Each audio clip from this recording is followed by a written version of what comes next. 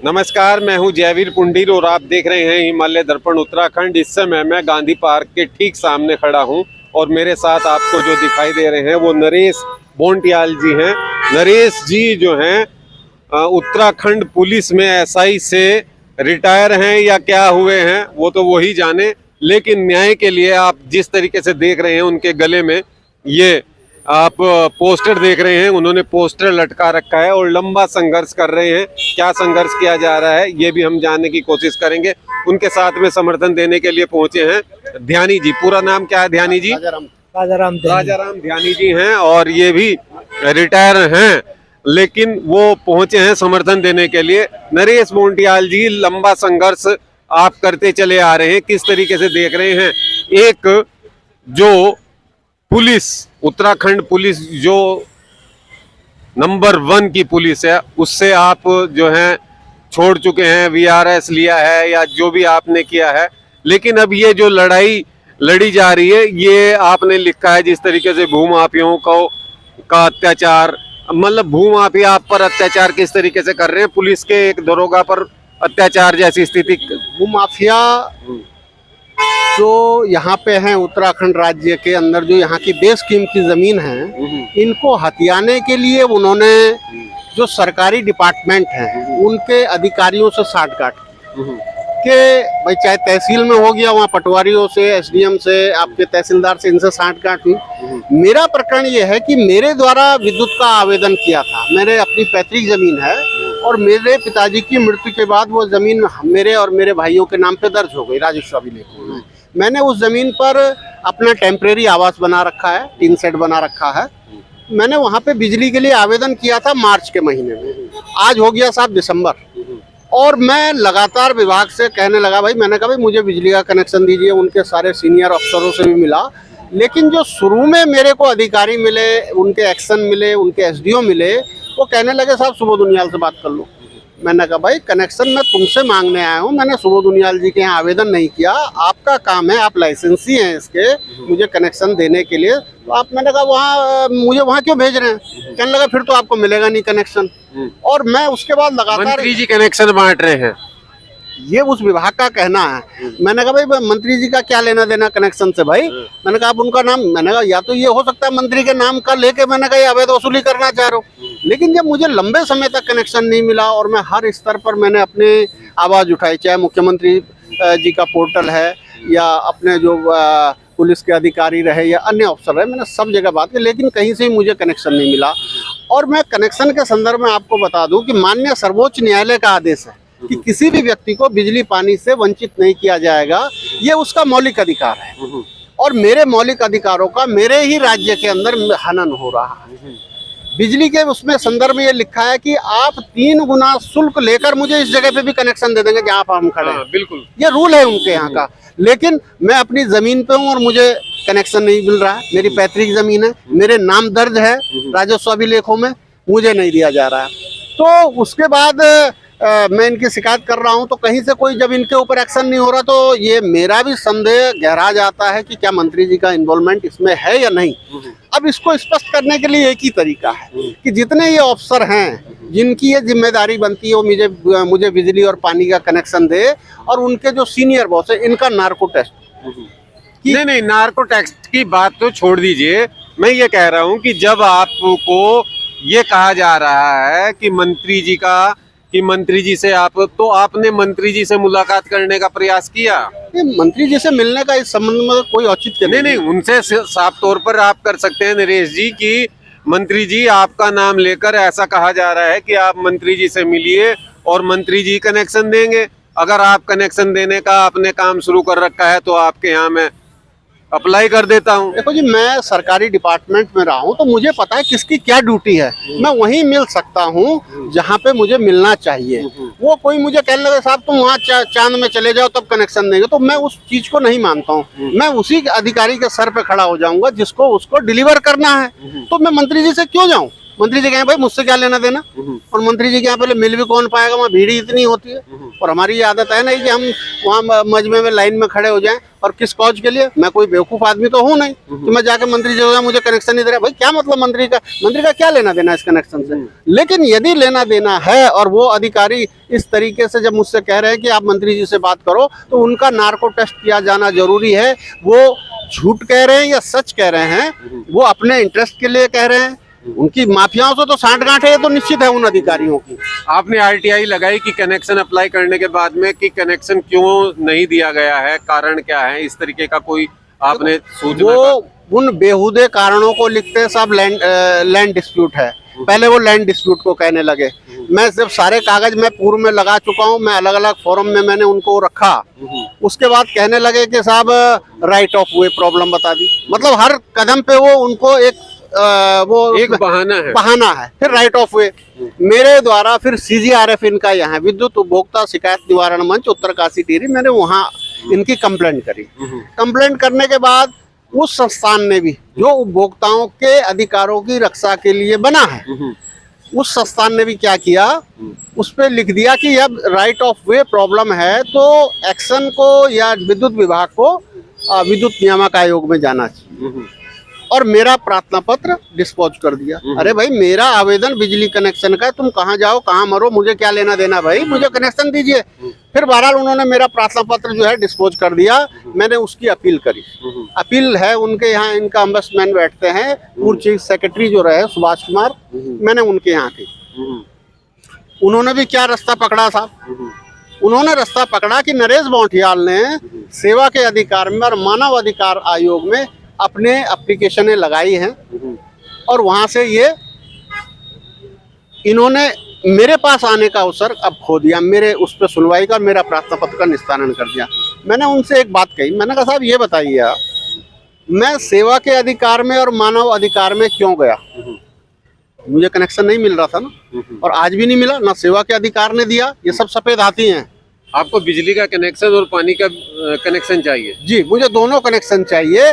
तो उसके बाद कहने लगा आपने वहां से, अब यहाँ मेरे यहाँ सुनवाई का अवसर खो दिया। मैंने कहा आप स्पेसिफिक इसीलिए बने हैं, और फिर आप अपने डिपार्टमेंट से नहीं पूछ रहे हैं कि भाई ये गया क्यों वहाँ। यदि मुझे दे देते प्रारंभिक दौर पे ही, तो क्या मैं सेवा के अधिकार में जाता, मैं मानव अधिकार में जाता? मैं क्यों जाता साहब, जब मुझे बिजली पानी का कनेक्शन मिल जाए।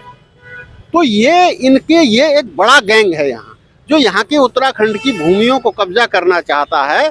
और वो कब्जा कैसे कर पाएगा? आप में ही ऐसे क्या दुर्गुण और आप में ऐसे क्या वो दिखाई दे रहे हैं इन अधिकारियों को कि आपको पानी और बिजली से वंचित किया जा रहा है? जगह जगह आप जा रहे हैं, भटक रहे हैं, और एक आप इतने अच्छे पद से भी आप आते हैं, उसके बावजूद भी आप जैसे लोगों को ही अगर ये समस्याओं का सामना करना पड़ रहा है, तो सामान्य व्यक्ति को तो क्या सामना नहीं करना पड़ रहा होगा।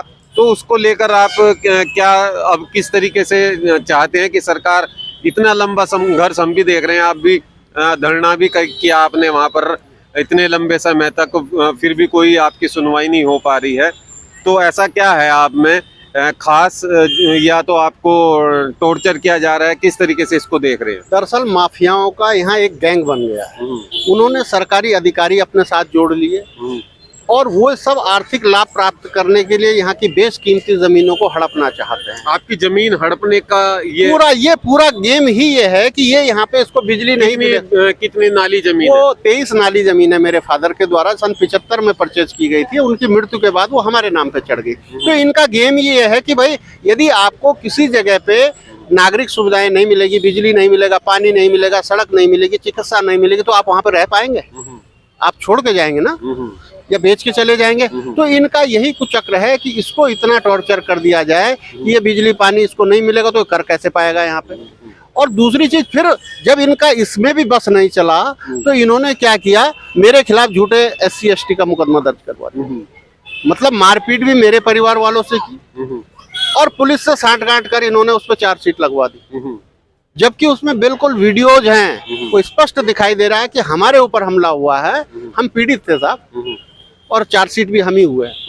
मैं तो कह रहा हूँ कि जिस अधिकारी ने जांच करी वो चार्जशीट भेजी, और जिस महिला ने SC ST का झूठा मुकदमा हमारे ऊपर लगाया है, इनका नार्को टेस्ट होना चाहिए। मैं ऑन कॉस्ट करवाने के लिए तैयार हूँ, उसमें हमारा भी कर लीजिए साहब। यदि हमने कोई SC ST वाली बात कहीं पे अंश भर भी कही हो तो हमें जो सजा हो वो समाज देगा, वो समाज देगा। लेकिन ये देखने वाली बात है कि पुलिस का एक दरोगा न्याय की गुहार लगा रहा है, दरकार कर रहा है, लेकिन न्याय नहीं मिल पा रहा है।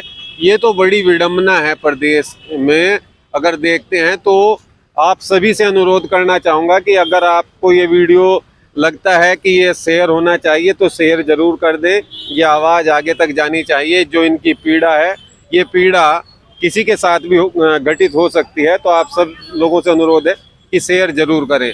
नरेश जी, फिर आप के साथ में जिस तरीके से लोगों का समर्थन से मतलब है कुछ लोग ही हैं जो आपके साथ में खड़े होते हैं, ऐसे क्या कांटे लगे हैं अंदर जो आपको समर्थन नहीं मिल रहा? आज के समय में लोगों पे समय नहीं है, सब अपने रोजी रोटी के प्रयास में लगे हैं। जो थोड़ा बहुत संपन्न है वो घरों से बाहर नहीं निकल सकते हैं। और मैं सक्षम हूँ अपनी पीड़ा को हर मंच पे ले जाने के लिए, और मेरा तो माननीय मुख्यमंत्री जी से अनुरोध है कि इस संबंध में एक मंत्री के ऊपर आपके ही सरकारी मुलाजिम कह रहे हैं कि मंत्री जी से पूछ लो, इसकी विस्तृत जांच होनी चाहिए।